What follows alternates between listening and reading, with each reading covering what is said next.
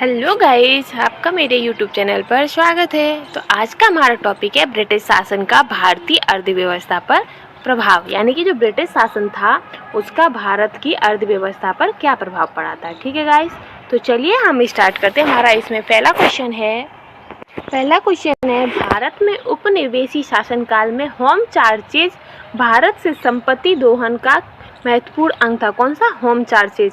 निम्नलिखित में से कौन सी निधि या निधियां हमें होम चार्जेज के संगठन थी? इनमें से कौन सी निधि है जो होम चार्जेज से संबंधित थी? तो वो पहला है लंदन में इंडिया ऑफिस के भरण पोषण के लिए प्रयोग में लाई जाने वाली निधि।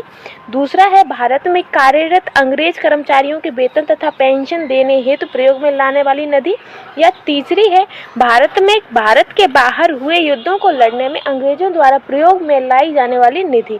तो इसका आंसर क्या हो जाएगा? तो इसके दो ऑप्शन, ये वाले पहला और दूसरा सही है, तो इसका ऑप्शन हो जाएगा बी। कौन सा होगा इसका ऑप्शन? बी। ठीक है गाइस, तो होम चार्जेस क्या थी? लंदन में इंडिया ऑफिस के भारत पोषण के लिए प्रयोग में लाई जाने वाली निधि और भारत में कार्यरत अंग्रेज कर्मचारियों के वेतन तथा पेंशन देने हेतु प्रयोग में लाने वाली निधि। ठीक है गाइस, नेक्स्ट है वो जिसकी व्याख्या है कि औपनिवेशिक शासनकाल में भारत सरकार के गृह शुल्कों जैसे कि होम चार्जेस से तात्पर्य इंग्लैंड स्थित राज्य सचिव द्वारा भारत सरकार की ओर से किया गया व्यय था। इसमें शामिल थे भारतीय सार्वजनिक ऋण एवं रेलों पर लगाई गई पूंजी पर दिया गया ब्याज और भारत को दी गई सैनिक और अन्य सामग्री की लागत, भारत के कारण इंग्लैंड में दिए जाने वाले नागरिक और सैनिक शुल्क और इंग्लैंड में राज्य सचिव का सारा व्यय तथा भारत सरकार द्वारा यूरोपीय अफसरों को दिए जाने वाले भत्ते और पेंशन। भारत के बाहर हुए युद्धों को लड़ने में अंग्रेजों का प्रयोग में लाई जाने वाली निधि गृह शुल्क पर भारित नहीं थी, यानी कि जो युद्ध में जो यूज होता था वो गृह। नेक्स्ट है शब्द इंपीरियल प्रेफरेंस का प्रयोग किया जाता है। जो शब्द इंपीरियल प्रेफरेंस है इसका प्रयोग किस लिए किया जाता है? तो इसका प्रयोग गाइस किया जाता है कि भारत में ब्रिटिश आयतों पर दी गई विशेष रियायतों के लिए। किसके लिए?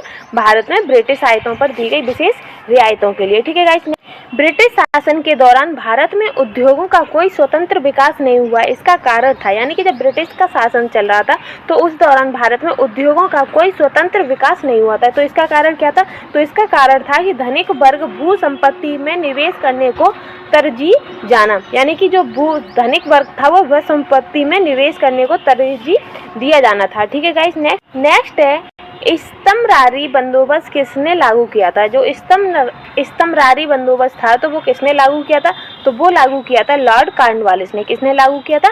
लॉर्ड कॉर्नवालिस ने। ठीक है गाइस, 1793 में लॉर्ड कॉर्नवालिस ने भू राजस्व की स्थायी बंदोबस्त प्रणाली का प्रारंभ किया था। इसे स्तंभरारी या जागीरदारी या मालगुजारी एवं 20वें आदि भिन्न भिन्न नामों से जाना जाता था। किसे क्या कहते हैं? जो भू राजस्व का स्थायी बंदोबस्त था। ठीक है, यह व्यवस्था बंगाल, बिहार, उड़ीसा तथा उत्तर प्रदेश की वाराणसी तक के क्षेत्र में लागू थी। इसके अंतर्गत समूचे ब्रिटिश भारत के क्षेत्रफल का लगभग 19% हिस्सा शामिल था। कितना? 19%। इस व्यवस्था के अंतर्गत जमींदारों के एक नए वर्ग को भूस्वामी घोषित कर दिया गया था, जिसे भूमि के लगान का 10/11 भाग कंपनी को देना था तथा 1/11 भाग अपनी सेवा के लिए अपने पास रखना था। स्थायी बंदोबस्त के अंतर्गत जमींदार छोटे पूंजीपति थे। कौन थे? छोटे पूंजीपति थे जमींदार। ठीक है गाइस, नेक्स्ट क्वेश्चन, किसके प्रशासन काल में स्थायी बंदोबस्त प्रारंभ किया गया था? यानी कि किसके प्रशासन काल में स्थायी बंदोबस्त प्रारंभ किया गया था? तो वो किया गया था लॉर्ड कॉर्नवालिस के टाइमिंग पर। कब? लॉर्ड कॉर्नवालिस के टाइमिंग पर। ठीक है गाइस, नेक्स्ट स्थायी बंदोबस्त किससे किया गया? यानी कि जो स्थायी बंदोबस्त था तो वो किससे किया गया था? तो वो जमींदारों से किया गया था। किससे? जमींदारों से। ठीक है गाइस, स्थायी बंदोबस्त किसके साथ किया गया था? तो स्थायी बंदोबस्त जमींदारों के साथ किया गया था।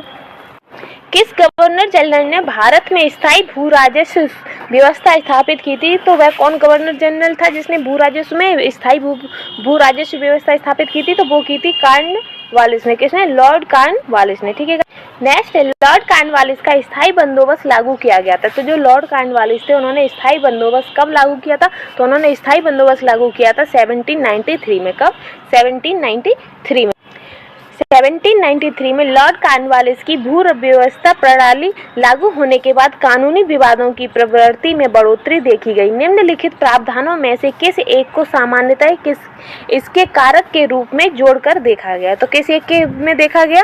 तो है रियायत की तुलना में जमींदार की स्थिति को अधिक सशक्त बनाना, या ईस्ट इंडिया कंपनी को जमींदारों का आधिपत्य बनाना, या न्यायिक पद्धति को अधिक कार्य कुशल बनाना, या उपयुक्त ए बी सी इनमें से कोई नहीं। तो इसका आंसर हो जाएगा डी। कौन सा हो? इनमें से कोई नहीं। ठीक है गाइस। 1793 में लॉर्ड कॉर्नवालिस द्वारा प्रारंभ स्थायी बंदोबस्त जमींदार व्यवस्था वाली भू व्यवस्था प्रणाली में जमींदारों का भूमि पर वास्तविक अधिकार स्वीकृत कर लिया गया था। जब अब कोष्टक में है, जब तक कि वे लगान एकत्र कर उसका 10/11 भाग सरकार को देते रहेंगे, लेकिन जमींदारी का भू क्षेत्र निर्धारित नहीं था। लगान रहित अनुदान भूमि, चारागाह, परती आदि भूमि निर्धारित न होने के कारण कानूनी विवाद बढ़े। जमींदार एवं कृषक के बीच अनेक मध्यस्थों के कारण भी विधिक वादों की संख्या में बढ़ोतरी हुई। कैसे? विविध वादों की संख्या में भी बढ़ोतरी हुई। ठीक है गाइस। नेक्स्ट, चिरस्थायी बंदोबस्त जो कि 1793 के अंतर्गत जमींदारों से अपेक्षा की गई थी कि वे खेतिहरों को पट्टा जारी करेंगे। अनेक जमींदारों ने पट्टा जारी नहीं किया। इसका कारण क्या था? तो इसका कारण था कि जमींदारों के ऊपर कोई सरकारी नियंत्रण नहीं था। किसके ऊपर? जमींदारों के ऊपर कोई सरकारी नियंत्रण नहीं था। ठीक है गाइस। नेक्स्ट है, बिहार में परमानेंट सेटलमेंट लागू करने का कारण था। बिहार में जो परमानेंट सेटलमेंट था उसका लागू करने का प्रमुख कारण क्या था? तो उसका प्रमुख कारण था भू राजस्व का राजस्व निर्णय करना। क्या? भू राजस्व का राजस्व निर्णय करना। ठीक है। इसकी व्याख्या है, लॉर्ड कॉर्नवालिस के समय भू राजस्व व्यवस्था आरंभ में 10 वर्षीय व्यवस्था के रूप में 1790 में लागू की गई थी। क्या? 1790 में लागू की गई थी 10 वर्षीय व्यवस्था। ठीक है, जो 22 मार्च 1793 को परमानेंट सेटलमेंट या कि स्थायी बंदोबस्त के रूप में स्थापित हुई थी। किसके रूप में? स्थायी बंदोबस्त के रूप में। कब? 22 मार्च 1793 में। इस व्यवस्था को बिहार में लागू करने का मुख्य कारण था कि कंपनी के लिए भू राजस्व की एक निश्चित राशि तय करना था। क्या था? कंपनी के लिए एक निश्चित भू राशि को तय करना। नेक्स्ट, रिक्त स्थान की पूर्ति कीजिए, यानी कि हमें इसमें से सन बतानी है, किस सन में क्या हुआ था। तो में बंगाल और बिहार में भूमि पर किराएदारों के अधिकारों को बंगाल किराएदारी अधिनियम द्वारा दिया गया था। कौन सा? बंगाल किराएदारी अधिनियम। तो बंगाल किराएदारी अधिनियम कब लागू हुआ था? तो वो हुआ था 1885 में। कब? 1885 में। ठीक है गाइस। नेक्स्ट क्वेश्चन है, निम्नलिखित में से कौन ब्रिटिश शासन के दौरान भारत में रैयतवाड़ी बंदोबस्त के प्रारंभ किए जाने से संबंध था? तो इनमें से कौन है जो भारत में जो रैयतवाड़ी बंदोबस्त था उसे प्रारंभ करने से संबंधित थे? तो एक तो क्या कहते हैं, अलेक्जेंडर रीड थे, और दूसरे थे टॉमस मुनरो। कौन थे? अलेक्जेंडर रीड और टॉमस मुनरो। तो इसका आंसर हो जाएगा सी। क्या होगा इसका आंसर? सी। भू राजस्व की स्थायी बंदोबस्त एवं रैयतवाड़ी प्रणाली क्रम से शुरू की गई थी। तो कहाँ शुरू की गई थी ये क्रम से? तो ये शुरू की गई थी बंगाल तथा मद्रास में। कहाँ पर? बंगाल तथा मद्रास में। ठीक है।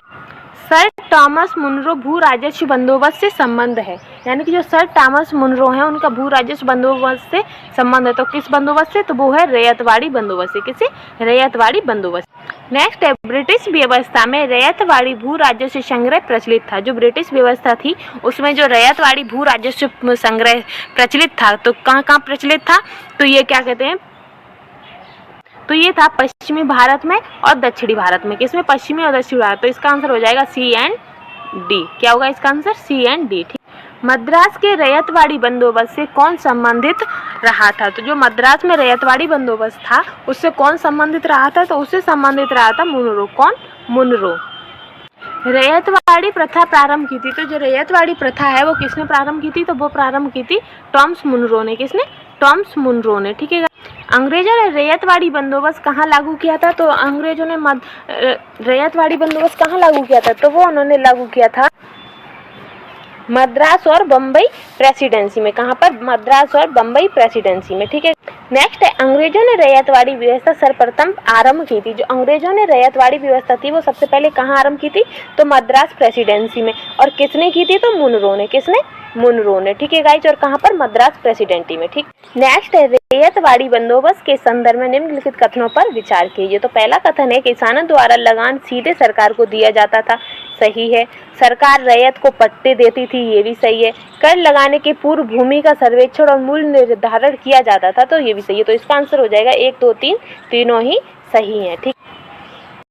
वह प्रथा जिसके तहत किसान स्वयं भूमि का मालिक होता है और सरकार को भू राजस्व के भुगतान के लिए जिम्मेदार माना जाता है। तो वह प्रथा कौन सी थी? तो वह प्रथा थी रैयतवाड़ी प्रथा, जिसमें जो किसान था वो स्वयं भूमि का मालिक होता था। किसका? भूमि का मालिक होता था। नेक्स्ट नीचे 2 कथन दिए गए हैं, जिनमें एक को कथन ए और दूसरे को उसका कारण कहा गया है। तो कथन ए है, ब्रिटिश सरकार ने भारत के अलग अलग भागों में भू राजस्व की अलग अलग व्यवस्था लागू की गई थी, ये सही है। इसका कारण था इसने भारतीय किसानों में अलग अलग वर्ग बनाए गए थे, इसलिए। तो इसका आंसर हो जाएगा जो ए है वो आर की व्याख्या करता है। तो ये दोनों ही सही है इसके आंसर, ठीक है। हम गाइस ऑप्शन में भी देख लेते हैं। तो इसका आंसर हो जाएगा ए और आर दोनों ही सही हैं और आर ए की सही व्याख्या करता है, ठीक है गाइस। कौन सा इसका आंसर? ए।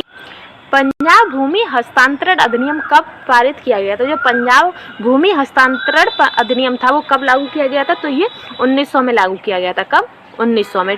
असम में सर्वप्रथम चाय कंपनी की स्थापना कब की गई थी? तो जो असम में प्रथम चाय कंपनी की स्थापना थी तो वो कब हुई थी? तो वो हुई थी 1839 में। कब हुई थी? 1839 में।